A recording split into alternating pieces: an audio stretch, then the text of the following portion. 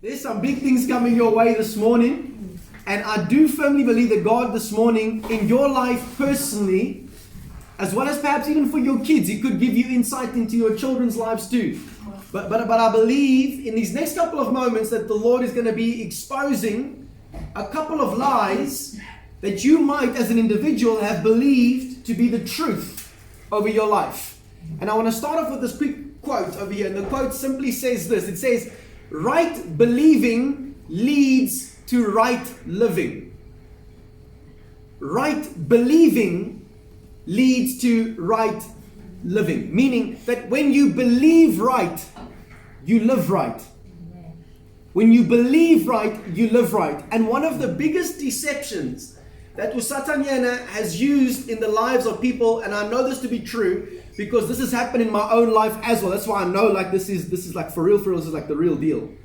One of the biggest deceptions that Satan has used in people's lives is to get them to believe something that is not the truth, and therefore to accept that something as normal. I'm going to try again.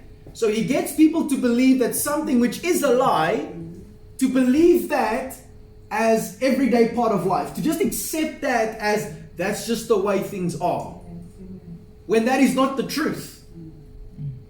So you guys know that this past week and the week even before, obviously we weren't here physically with you guys that week before, but for the past 2 odd weeks, God has given us this message of advancing in the midst of adversity. Again, one thing all of us have in common is something called problems, challenges, obstacles, things that we are going to face. And I remember years ago, I was on Tiny Google. You guys know Google, right? It's like a search engine. It's on the internet. So in Tiny Google, and I think I typed in the word fear, F-E-A-R. All right? One thing all of us in this room deal with is something called fear. I mean, sometimes even on a daily basis, we deal with fear. The fear of not having enough, the fear of not being enough, the fear of coming up short, the fear of not having what it takes.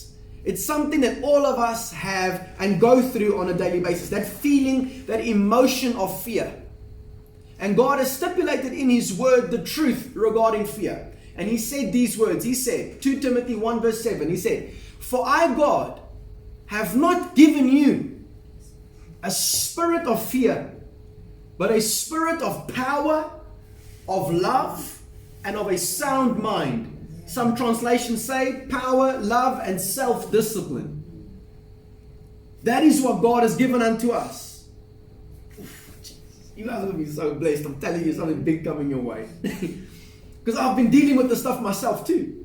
So one thing all of us have in common sometimes is that emotion of fear. But I submit to you this morning that fear is not normal. That fear is coming from somewhere. So my mother-in-law this past week, she shared some powerful stuff, right? And I want to show you just a quick little process over there. So before you have a feeling in your body, you first have a thought. So before it becomes a feeling, before there's an emotion of fear, of being scared, of being afraid, before that comes, there's a thought that happens inside your head, either consciously or subconsciously, that takes place. And therefore that thought starts, and then you get emotion, feeling in your body, whether it's fear, anxiety, depression, whatever that thing is, that results in you taking particular types of action, which then leads to particular results within your life. So what's the point? The point is, when the thoughts change, the feelings change, then the actions change, and therefore the results of your life change. So for example, in the area of, let's say for example, the fear of not having enough for your family. Where did that come from? Because maybe, just maybe, you grew up in a family where there was never enough. So now you think that you will always have not enough. But that fear of not having enough is presided with, there's a thought that comes before that emotion, before that feeling of fear. If you can discover what that thought is, my friend, and replace it with the truth, which is God's word, you're about to see your life be transformed radically moving forward.